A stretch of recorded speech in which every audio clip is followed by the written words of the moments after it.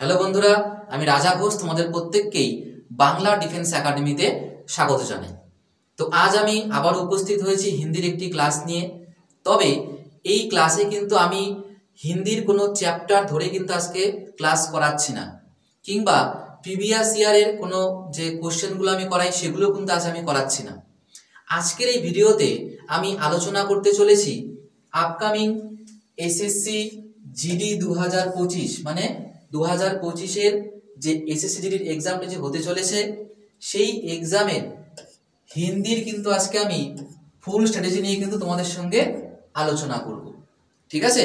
এবং দেখো কি লেখা রয়েছে, চ্যাপ্টার ওয়াইজ ওয়েটেজ, মানে হিন্দি এই যে সাবজেক্টটি রয়েছে এই হিন্দি সাবজেক্টের কোন কোন চ্যাপ্টারগুলো বেশি গুরুত্বপূর্ণ বা কোন কোন চ্যাপ্টারগুলো থেকে বেশি প্রশ্ন জিজ্ঞেস করা হচ্ছে সেই সমস্ত কিছুই কিন্তু আজকের এই ভিডিওতে আমি আলোচনা করব। এবং দেখো থাম্বনেলে কিন্তু লিখে দিয়েছি টার্গেট আমাদের কত, 40-এ 40। আমরা চেষ্টা করব 40-এর মধ্যে যত বেশি নাম্বার তুলতে পারি, ঠিক আছে। কিন্তু টার্গেট কিন্তু রাখতে হবে কত, 40-এ 40, কম কিন্তু টার্গেট রাখা যাবে না, বুঝতে পারলে। টার্গেট 40-এ 40, প্রত্যেকে তোমাদের কিন্তু এটা ধরেই চলতে হবে যে আমি হিন্দিতে 40-এ 40 পাবো, ঠিক আছে। তো আজকের এই ভিডিওটি কিন্তু খুবই একটি গুরুত্বপূর্ণ ভিডিও হতে চলেছে। তো তোমরা কিন্তু অবশ্যই এই ভিডিওটি শুরু থেকে শেষ পর্যন্ত দেখবে। আর যারা তোমরা আমার এই ক্লাসটি আজকে প্রথম দেখছো তারা অবশ্যই চ্যানেলটিকে সাবস্ক্রাইব করে কিন্তু পাশে থাকবে আমাদের। তো দেখো এই যে চ্যাপ্টার ওয়াইজ যে ওয়েটেজ, এটা আলোচনা করার আগে আমি একটু আলোচনা করে নিব হিন্দির পুরো সিলেবাস নিয়ে।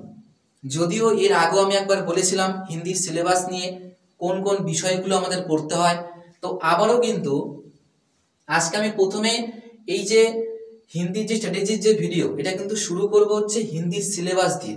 আগে আমি একবার বলে নেই যে কোন চ্যাপ্টারগুলো তোমাদের হিন্দি থেকে পড়তে হবে, তারপরে আমি প্রত্যেকটা চ্যাপ্টার ধরে ধরে কিন্তু বলে দিব যে বিগত বছরে কতগুলো করে প্রশ্ন এসছে প্রত্যেকটা চ্যাপ্টার থেকে, এবং কোন চ্যাপ্টার থেকে মনে করো যে বেশি প্রশ্ন আসছে তুলনামূলক বাকি চ্যাপ্টারের তুলনায়, সেগুলো সমস্ত কিছুই কিন্তু তোমাদের আজকের এই ভিডিওতে আমি তুলে ধরবো।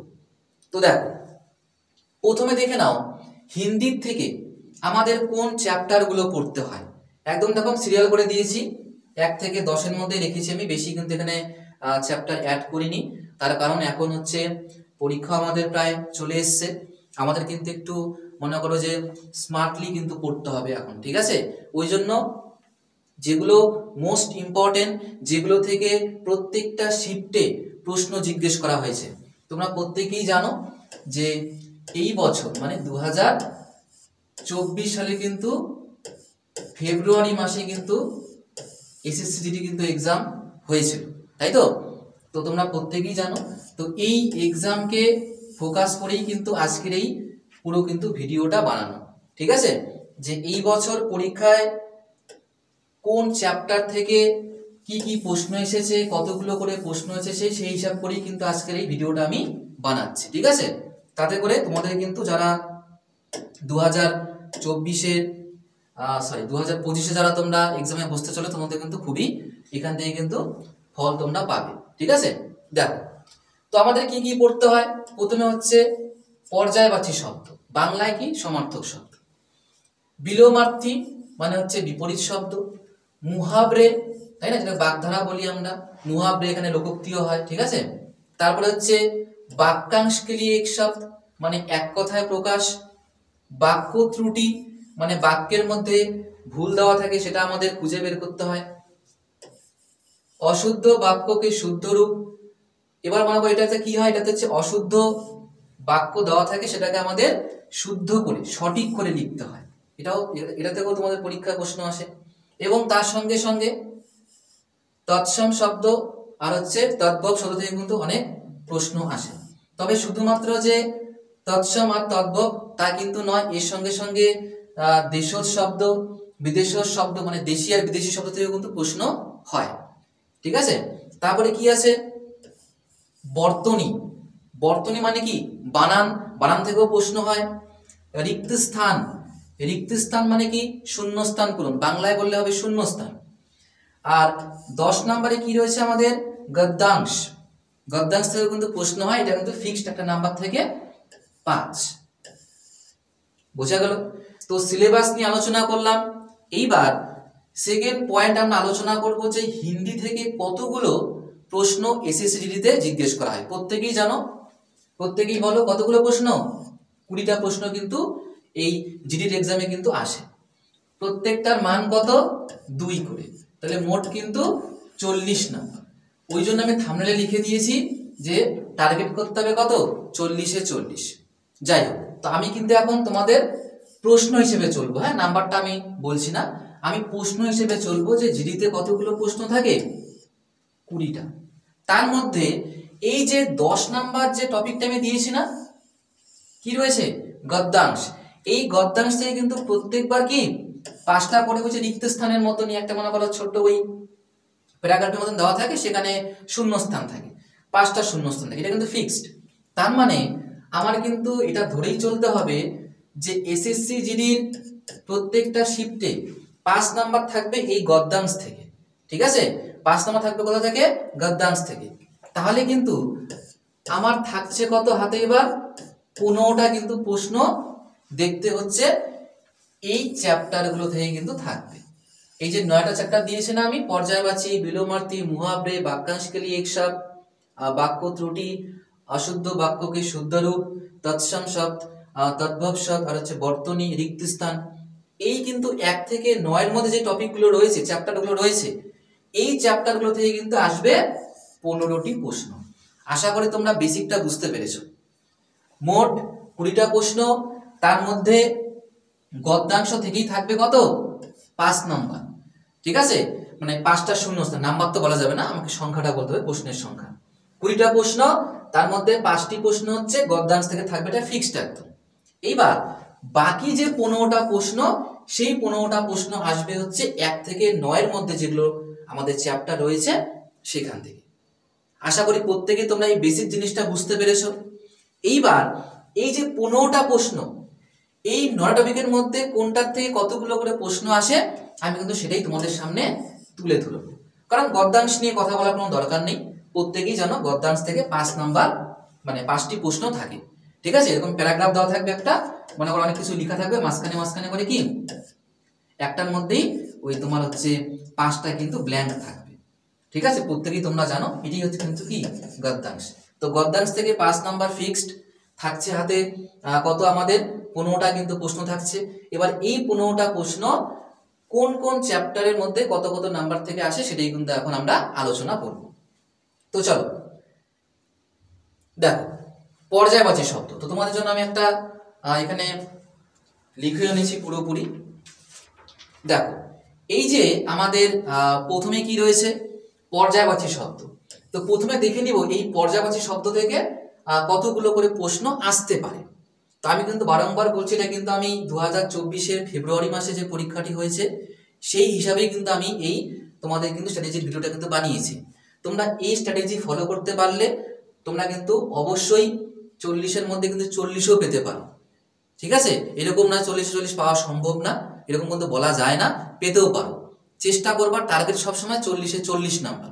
ঠিক আছে, তো দেখো এই যে অ্যানালাইজ করে আমি বুঝতে পারলাম যে এই পর্যায়বাচী শব্দ থেকে, ঠিক আছে, অ্যাভারেজে কিন্তু 2টো করে প্রশ্ন, প্রত্যেকটা শিফটে 2টো করে কিন্তু প্রশ্ন জিজ্ঞেস করা হয়েছে। পর্যায়বাচী মানে কি? বাংলাটা কি বললাম? এর বাংলা কিন্তু সমার্থক শব্দ। তো এটার কিন্তু অ্যানালাইজ করে প্রত্যেকটা শিফটে কিন্তু দেখা গিয়েছে 2টো করে প্রশ্ন কিন্তু জিজ্ঞেস করা হয়েছে এই পর্যায়বাচী শব্দ থেকে। নেক্সট কি আছে আমাদের? বিলোমার্থী শব্দ। বিলোমার্থী শব্দতেও কিন্তু প্রত্যেকটা শিফটেই কিন্তু দেখা গিয়েছে 2টো করে প্রশ্ন জিজ্ঞেস করা হয়েছে। ঠিক আছে, 2টো করে কিন্তু প্রশ্ন জিজ্ঞেস করা হয়েছে। আবার নেক্সট কি আছে আমাদের? মুহাবরে। মুহাবরেও কিন্তু আমি দেখতে পাচ্ছি প্রত্যেকটা শিফটে, মানে মোটামুটি যতগুলো আমি শিফট অ্যানালাইজ করেছি, তো সেই প্রত্যেকটা শিফটেই কিন্তু মুহাবরেও কিন্তু 2টো করে জিজ্ঞেস করেছে। ঠিক আছে, তো দেখো 2টো হচ্ছে কি পর্যায়বাচী, 2টো বিলোমার্থী, আর 2টো হচ্ছে মুহাবরে। এটা কিন্তু প্রায় সেম কিন্তু আমি দেখতে পাচ্ছি এখন। ঠিক আছে, এটা কিন্তু 2টো করে প্রশ্নই কিন্তু প্রত্যেকটা শিফটে প্রায় জিজ্ঞেস করা হয়েছে। ঠিক আছে, ধরেই চলবা যে দুটা করে প্রশ্ন আসবে। ঠিক আছে, হয়তোবা কোনো সময় একটা বেশিও আসতে পারে, কোনো শিফটে একটা বেশিও আসতে পারে, কোনো শিফটে একটা কমও আসতে পারে, তবে এটা কিন্তু একদম তুমি ধরে চলবা যে দুটো করে প্রশ্ন আসতে পারে। কেমন? আচ্ছা, এবার কি আছে আমাদের 4 নম্বরে কিন্তু আছে বাক্যাংশ के लिए एक शब्द। তো বাক্যাংশ के लिए एक शब्द কিন্তু এখান থেকে দেখা যাচ্ছে প্রত্যেকটা শিফট আমি যতগুলো অ্যানালাইজ করেছি সেখানে কিন্তু দুটো, বেশিরভাগ দুটো, কিন্তু কোনো কোনো শিফটে কিন্তু তিনটাও কিন্তু প্রশ্ন এখান থেকে জিজ্ঞেস করা হয়েছে। কোথা থেকে? এই যে এই টপিকটা থেকে, বাক্যাংশ के लिए एक शब्द। উপরের তিনটা কিন্তু দুটো করেই জিজ্ঞেস করেছে, তবে বাক্যাংশ के लिए एक शब्द বেশিরভাগ শিফটে, দেখো আমি কিন্তু পুরো ডিটেলসে কিন্তু বলছি, বেশিরভাগ শিফটে দুটো করে প্রশ্ন এসেছে, কিন্তু কোনো কোনো শিফটে তিনটাও প্রশ্ন এসেছে। তো আমরা ধরে চলবো বাক্যাংশ के लिए एक शब्द এখান থেকে 2 থেকে 3টা প্রশ্ন পরীক্ষায় আসতে পারে। ঠিক আছে? আচ্ছা, আশা করি কোনো রকম ডাউট নেই তোমাদের। পর্যায়বাচী দুটো প্রশ্ন, বিলোমার্থী দুটো প্রশ্ন, মুহাবরে দুটো প্রশ্ন, বাক্যাংশ के लिए एक शब्द এখান থেকে 2 থেকে 3টা প্রশ্ন আসতে পারে। বোঝা গেল? আচ্ছা, এরপরে যেগুলো টপিক আছে সেগুলো দেখে নিব। তো এটাও কিন্তু আমাদের 2 থেকে 3টা প্রশ্ন। আচ্ছা, এরপরে আছে বাক্য ত্রুটি। আচ্ছা, বাক্য ত্রুটি, তো বাক্য ত্রুটির মধ্যেও কিন্তু দেখা যায় হচ্ছে কত, এটাও কিন্তু ওই 1 থেকে 2টির মধ্যে কিন্তু প্রশ্ন জিজ্ঞেস করা হয়, তবে বেশিরভাগ ক্ষেত্রে কিন্তু যা চোখে পড়েছে সেটা কিন্তু দুটোই প্রশ্ন জিজ্ঞেস করা হয়। 1 থেকে 2টো তোমরা ধরে চলবা, তবে দুটো কিন্তু বেশি জিজ্ঞেস করা হয়। ঠিক আছে? আচ্ছা, তাহলে এটা গেল বাক্য ত্রুটি, মানে বাক্যের মধ্যে ভুলটা বের করতে হয়। তারপরে কি আছে আমাদের অশুদ্ধ বাক্যকে শুদ্ধ রূপ। ঠিক আছে, অশুদ্ধ বাক্যের শুদ্ধ রূপ, এইখান থেকেও কিন্তু প্রশ্ন ধরেই চলো ওই সেমি মোটামুটি 1 থেকে 2টো কিন্তু প্রশ্ন জিজ্ঞেস করা হয়। ঠিক আছে, বেশিরভাগ কিন্তু দুটোই জিজ্ঞেস করা হয়। আশা করি বুঝতে পেরেছো। দুটো কিন্তু যে খুব আলাদা জিনিস কিন্তু না, দুটো কিন্তু একই জিনিস প্রায়। ঠিক আছে, ওই নিয়ম যদি তুমি একটা ভালো করে পড়তে পারো, ওই একই নিয়মে কোনো সময় বাক্যের ত্রুটি জিজ্ঞেস করে, আবার কোনো সময় হচ্ছে শুদ্ধ অশুদ্ধ বাক্যকে শুদ্ধ রূপ জিজ্ঞেস করে। কনসেপ্ট কিন্তু একই, নিয়ম কিন্তু একই, প্রশ্নের ধরনটা আলাদা। তো আমি এখানে তোমাদের দুটো, এই যে 5 আর 6 কি কি আছে, বাক্য ত্রুটি আর হচ্ছে অশুদ্ধ বাক্যকে শুদ্ধ রূপ, এই দুটো থেকে তুমি ধরে রাখবা এভারেজে 3 থেকে 4টা প্রশ্ন এখান থেকে জিজ্ঞেস করা হয়। এবার বুঝতে পেরেছো আমি কি বললাম? কথাটা আবার রিপিট করছি, বাক্য ত্রুটি আর হচ্ছে অশুদ্ধ বাক্যকে শুদ্ধ রূপ, এটা কিন্তু নিয়ম প্রায় একই, প্রশ্নের ধরনটা শুধুমাত্র আলাদা হয়। ঠিক আছে, তো সেই হিসাব করলে আমি যদি পার্টিকুলারলি বলি, তাহলে বাক্য ত্রুটি থেকে 1 থেকে 2টো প্রশ্ন, আর অশুদ্ধ বাক্যকে শুদ্ধ রূপকে এখান থেকে কিন্তু 1 থেকে 2টি প্রশ্ন। তো আমি এখানে তোমাদের সুবিধার জন্য বলে দিচ্ছি, এই দুটো মানে চ্যাপ্টার মিলে ধরে রাখবা 3 থেকে 4টা প্রশ্ন আসতে পারে বা আসবে। আশা করি কোনো ডাউট নেই এখন। 3 থেকে 4টা প্রশ্ন এই দুটো মিলে কিন্তু আসবে। দুটোকে আমি একসঙ্গে কেন রেখেছি? কারণ যেটা বললাম যে এদের নিয়ম কিন্তু একরকম করে শিখতে হয়, আমাদের প্রশ্নের ধরনটা শুধুমাত্র আলাদা হয়।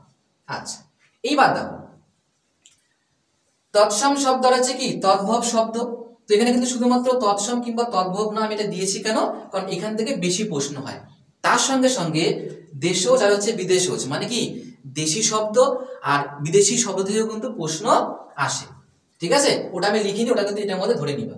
তোমাদের কিন্তু একটা ভিডিও আমি দিয়ে দিয়েছি এখান থেকে, এর আগের ভিডিওটা মধ্যে দিয়েছি আমি, তৎসম, তদ্ভব, দেশজ, বিদেশজ, সংকর, সমস্ত রকম শব্দ নিয়ে কিন্তু আলোচনা করেছি। ভিডিওটা যারা দেখোনি দেখে নিতে পারো।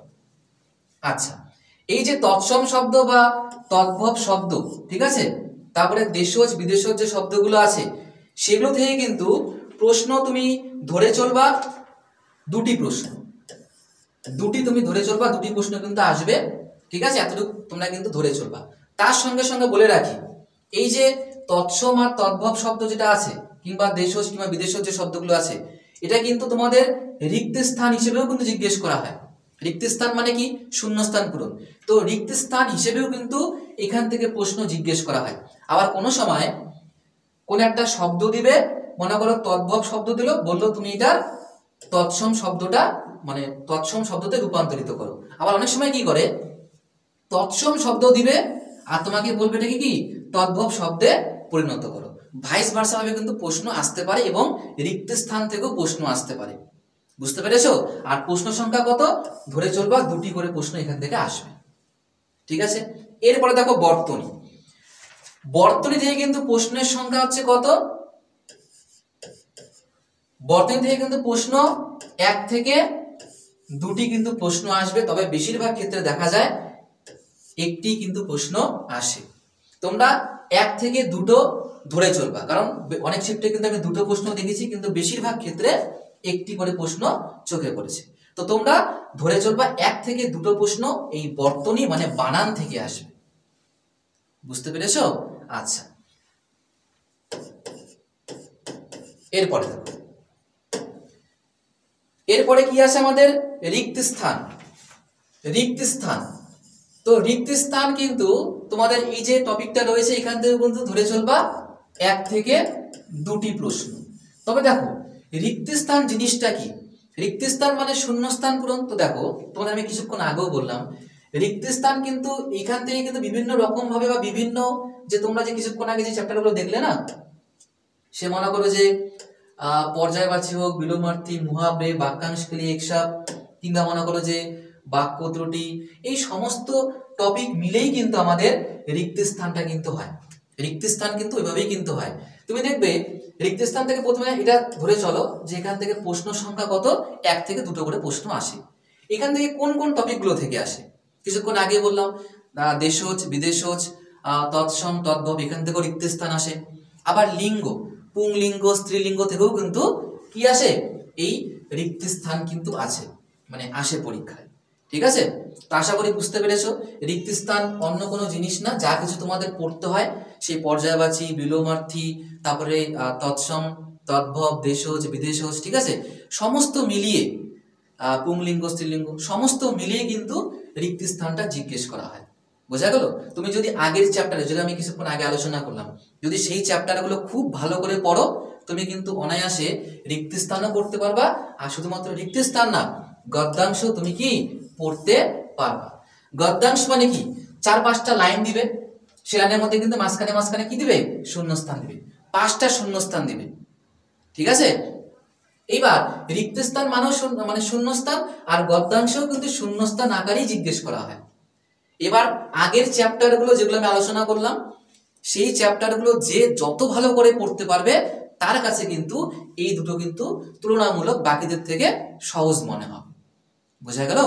আচ্ছা, আর আরেকটা কথা বলে রাখি, এই যে গদ্যাংশ আছে না, গদ্যাংশ কিন্তু দেখবে যদি তোমরা হিন্দির রিডিং ভালো পড়তে না পারো, যদি হিন্দির রিডিং ভালো পড়তে না পারো, তাহলে কিন্তু গদ্যাংশে তোমার অনেক কিন্তু টাইম অপচয় হয়ে যাবে।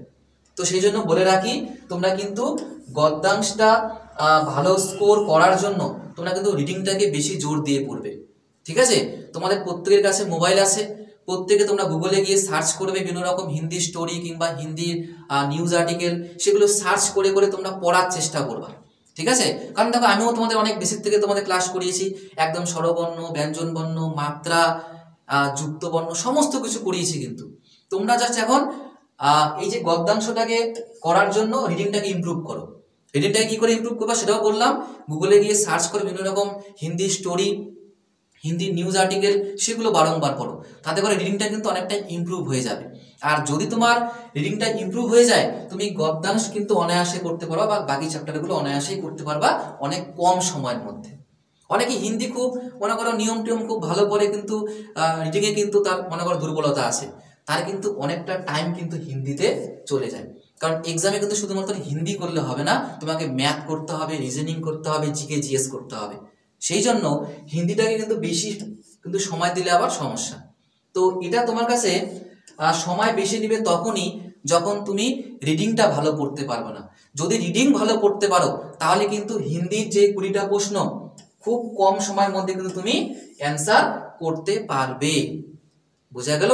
এই জিনিসগুলো মাথায় রাখবা। আর যে টপিকগুলো আমি বললাম সেগুলো কিন্তু এখন থেকেই পড়া শুরু করে দাও, কারণ তোমরা এখন বুঝেই গিয়েছো কোন চ্যাপ্টার থেকে কত করে প্রশ্ন বা কয়টা করে প্রশ্ন আসতে পারে। ঠিক আছে, তো যাই হোক, এতগুলো আমি বললাম, তাহলে মোট কিন্তু 15টা প্রশ্ন কিন্তু আমি মোটামুটি বলে দিলাম। যে কোন কোন জায়গা থেকে আসতে পারে, আর বাকি 5টা প্রশ্ন তো আমি বলেই দিয়েছি একদম ভিডিও শুরুতে যে গদ্যাংশ থেকে আসবে। বোঝা গেল? তো দেখো সমস্ত চ্যাপ্টার তোমাদের সামনে এখন রয়েছে, প্রত্যেকটার ওয়েটেজ কিরকম সেটাও কিন্তু তোমাদের সামনেই কিন্তু এখন রয়েছে। এখন তোমাদের কাজ হবে কি এই জিনিসগুলো ভালো করে পড়া। আর আমিও কিন্তু তোমাদের অনেক রকম প্র্যাকটিস সেট করাচ্ছি, অলরেডি কিন্তু আমি পর্যায় বসে থেকে কিন্তু অনেকগুলো প্র্যাকটিস সেট করিয়েছি। এরপরে কিন্তু আমি সমস্ত কিন্তু এই টপিক ধরে ধরে কিন্তু তোমাদের প্র্যাকটিস সেট নিয়ে আসবো, পুরোপুরি প্রিভিয়াস ইয়ার কিন্তু কোশ্চেন এই জিনিসগুলো কিন্তু আমি আলোচনা করবো পুরোপুরি এই টপিক ওয়াইজ চ্যাপ্টার ওয়াইজ। বোঝা গেল? বিলোমার্থী শব্দ, মুহাবরে সমস্ত কিছু আমি নিয়ে আসবো। আর তোমরাও কিন্তু নিজে থেকে পড়ার চেষ্টা করো, প্রত্যেকের কাছে আশা করি বই টই রয়েছে, তোমরা কিন্তু এরকম করে পড়া শুরু করে দাও। ঠিক আছে? তো যাই হোক, তোমাদের কিন্তু আমার আজকের এই যে ভিডিওটি কিন্তু করার একটাই উদ্দেশ্য যে পরীক্ষা এখন সামনে চলে এসছে। অনেকেই তোমরা এরকম আছো যারা মনে করো যে এখনো হয়তো বুঝতে পারছো না যে কোন টপিকগুলো আমরা পড়বো, কোন টপিকগুলোকে বেশি জোর দিয়ে পড়বো। কারণ অনেক সময় কি হয়, টপিকগুলো পুরোপুরি জানা না থাকলে কিন্তু তোমরা কিন্তু মাঝে মাঝে একটু কনফিউজড হয়ে যাও যে কোন টপিকটা পড়বো কোনটা পড়বো না। তা আমি তোমাদের সামনে এই ভিডিওর মাধ্যমে কিন্তু চেষ্টা করলাম যে সমস্ত রকম ডাউটগুলো ক্লিয়ার করে দেওয়ার, যে কোন চ্যাপ্টার থেকে কতগুলো প্রশ্ন আসবে, কোন চ্যাপ্টারটা তোমাকে ভালো করে পড়তে হবে, সমস্ত কিছু কিন্তু আজকের এই ভিডিওতে আমি আলোচনা করলাম। এবং তার সঙ্গে সঙ্গে বললাম যে কি করে তোমার রিডিংটা ইমপ্রুভ হবে, সেই সমস্ত কিছু কিন্তু তোমাদের সামনে আমি আজকে এই ভিডিওর মাধ্যমে তুলে ধরলাম। আশা করি এরপরে তোমাদের কোনো রকম ডাউট থাকবে না। তো এখন তোমরা পুরোপুরি কিন্তু পড়াশোনা শুরু করে দাও, হাতে কিন্তু আর বেশি সময় নেই, এবার কিন্তু যে কোনো মূল্যেই চাকরি কিন্তু পেতেই হবে। বোঝা গেল? সেই জন্য একদম যত তোমার একদম পুরোপুরি তোমার বেস্ট দিয়ে কিন্তু পড়াশোনাটা শুরু করে দাও। আর আমরা কিন্তু অলরেডি কিন্তু একটা অ্যানাউন্সমেন্ট করেছি, যে অ্যানাউন্সমেন্টে আমরা বলে দিয়েছি যে 8ই ডিসেম্বর থেকে কিন্তু আমাদের কি হচ্ছে, 8ই ডিসেম্বর থেকে কিন্তু আমাদের মক টেস্ট শুরু হচ্ছে। ঠিক আছে? এসএসসি জিডি এক্সামকে ফোকাস করে কিন্তু পুরোপুরি ফ্রি লাইভ মক টেস্ট কিন্তু শুরু হচ্ছে। ঠিক আছে? এটা অ্যানাউন্সমেন্ট আমরা করে দিয়েছি। যারা তোমরা ব্যাপারটা জানো না তারা অবশ্যই দেখবে, চ্যানেলে আমাদের অন্যান্য ভিডিও দেওয়া রয়েছে, সেগুলো অবশ্যই তোমরা দেখে নিবে। সেই ভিডিওতে আমি অলরেডি বলেও দিয়েছি কোন জায়গা থেকে মক টেস্ট আমরা নিব, তোমরা কি করে সেই মক টেস্টটা দিতে পারবে, সমস্ত কিছু কিন্তু বলে দিয়েছি। আর একটা কথা বলে রাখি, এই মক টেস্টটি কিন্তু পুরোপুরি ফ্রি, প্রত্যেকের জন্য কিন্তু পুরোপুরি ফ্রি। ঠিক আছে? এই মক টেস্টের জন্য কিন্তু কোনো রকম তোমাদের পেইড করতে হবে না, পুরোপুরি কিন্তু ফ্রি প্রত্যেকের জন্য। তোমরা অবশ্যই এই মক টেস্টটি কিন্তু দিবে। ঠিক আছে? দিতে এই মক টেস্ট দিলে তোমাদের কিন্তু অনেকটা ইমপ্রুভমেন্ট কিন্তু হয়ে যাবে। তো যাই হোক, তো আর বেশি আমি কিন্তু আজকের এই ভিডিওটা বাড়াচ্ছি না, এই ভিডিওটি কিন্তু আমি এখানেই সমাপ্ত করছি। তবে সমাপ্ত করার আগে যারা তোমরা একদমই নতুন, যারা তোমরা ভিডিও দেখছো কিন্তু সাবস্ক্রাইব করছো না, তারা অবশ্যই কিন্তু আমাদের এই বাংলা ডিফেন্স একাডেমি যে ইউটিউব চ্যানেলটি, এটা কিন্তু অবশ্যই তোমরা সাবস্ক্রাইব করে রাখবে। আর সাবস্ক্রাইবের সঙ্গে সঙ্গে দেখবে পাশে একটা বেল আইকন রয়েছে, সেটাকেও প্রেস করে রাখবে, তাতে করে যখনই আমরা আমাদের এই চ্যানেলে কোনো রকম ভিডিও দিব তখন কিন্তু তোমাদের কাছে নোটিফিকেশনটি পৌঁছে যাবে। তো যাই হোক, দেখা হচ্ছে পরের ক্লাসে।